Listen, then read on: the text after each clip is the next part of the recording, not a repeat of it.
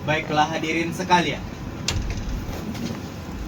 monolog selanjutnya dengan judul karya Perempuan Titik Nol, karya Iswadi Pratama, dengan mahasiswa teruji Desika Rinasari. Baiklah hadirin sekalian, marilah kita saksikan Perempuan Titik Nol, karya Iswadi Pratama. Selamat menyaksikan.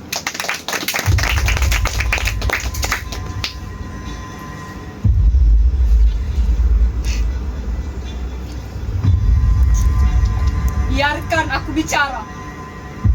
Jangan memotong pembicaraanku. Aku tidak punya banyak waktu untuk kalian. Mereka akan datang menjemputku pukul 6 malam ini. Besok pagi aku tidak akan berada di sini lagi. Aku akan menuju ke suatu tempat yang tidak ada satu orang pun tahu di dunia ini. Aku akan menempuhnya dengan perasaan bangga dan membuatku merasa unggul dari siapapun. Namun aku adalah seorang pelacur. Pelacur yang sukses. Dan semua laki-laki yang kukenal pada akhirnya hanya mengorbankan satu hasrat dalam diriku, yakni hasrat untuk mengangkat tangan dan menghantamkan ke wajah mereka. Ayahku adalah seorang petani miskin yang tidak dapat membaca dan menulis. Bodoh! Itu bisa dilihat bagaimana cara ia bertanam. Menjual kerbau yang telah diracun oleh musuhnya. Menukar anak gadisnya dengan mas kawin. Selalu memukul dan memperbudak istrinya di setiap malam.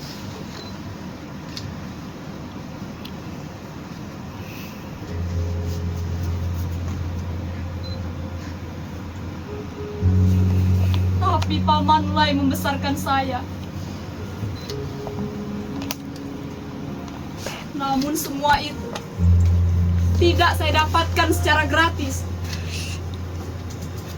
Saya harus siap melayani ketika paman menginginkannya. Dan paman juga lah yang menjual saya kepada laki-laki yang tidak pantas disebut seorang suami. Kemudian saya lari ke jalan, hidup dari satu lelaki ke lelaki lain.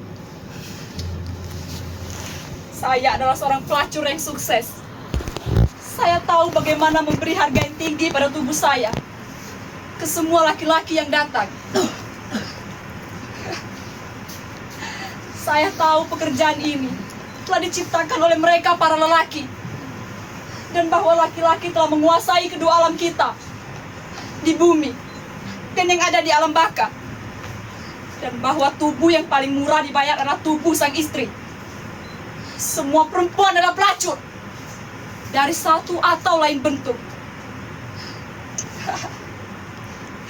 Karena saya adalah seorang yang cerdas, saya lebih memilih seorang pelacur ketimbang istri yang diperbudak.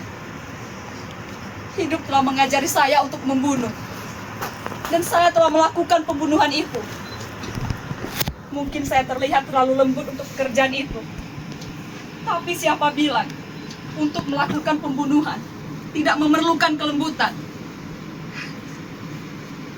Memang banyak orang di sini tidak percaya bahwa saya telah membunuh seorang lelaki.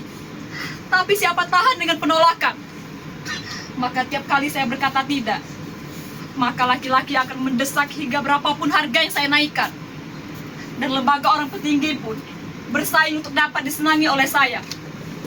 Saya adalah seorang pelacur yang sangat sukses. Saya telah menerima bayaran yang paling mahal. Tapi saya bukan pelacur dalam artian sesungguhnya.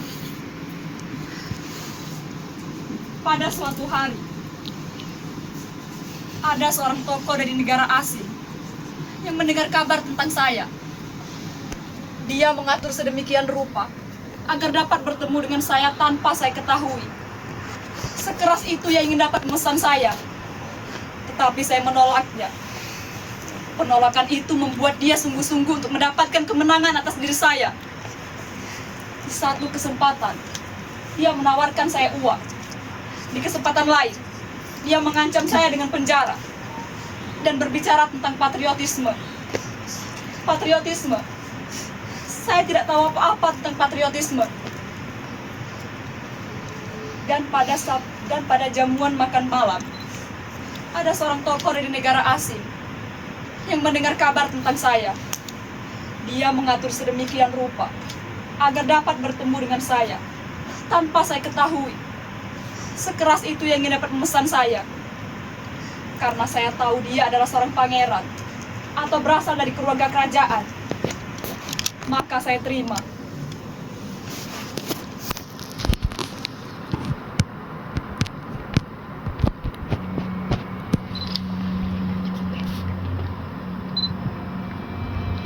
Di sebuah tempat tidur yang mewah dan lembut, saya menutup mata saya dan membiarkan tubuh saya melepaskan diri dari saya. Tubuh itu masih muda dan bersemangat, cukup kuat untuk bertahan, cukup bertenaga untuk melawan. Saya dapat merasakan beban tubuhnya yang semakin berat menindih dada saya. Berat karena usianya lengkap dengan keringatnya yang tertahan. Tubuh yang dipenuhi oleh daging karena makan melewati batas yang diperlukan.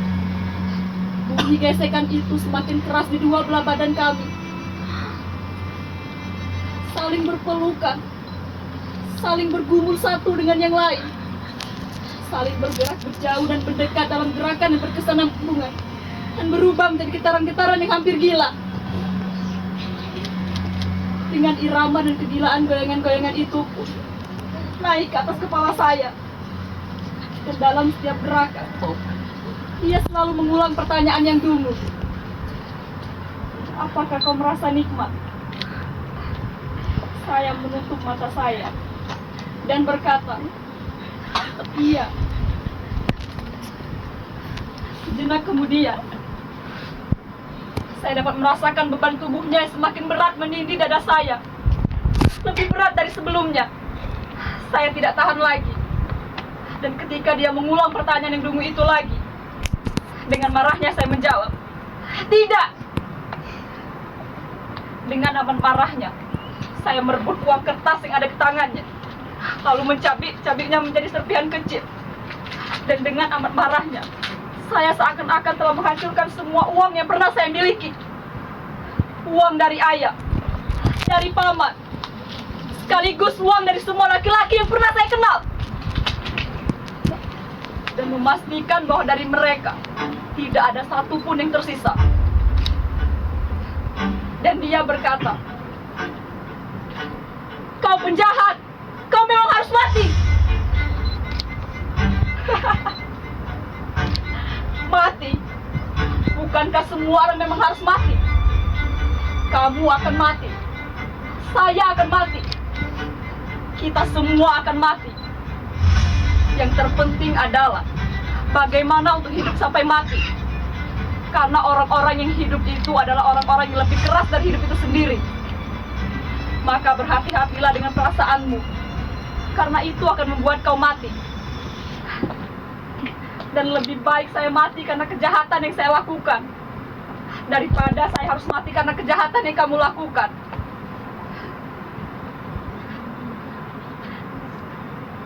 Sekarang saya sedang menunggu mereka. Mereka akan datang untuk menjemput. Mungkin pagi buta. Saya akan menuju ke suatu tempat yang tidak ada satu orang pun tahu di dunia ini.